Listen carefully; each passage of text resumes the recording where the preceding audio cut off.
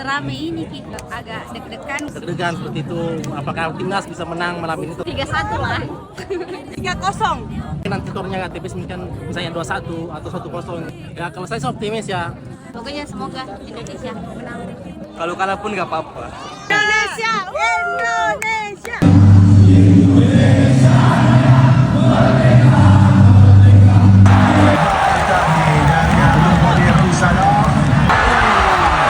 Meskipun hasilnya 0-2, tapi kita tetap harus mendukung Indonesia. Kecewa sih enggak juga, karena mungkin sudah melukis sejarah Indonesia tuh masuk ke 4 besar semifinal.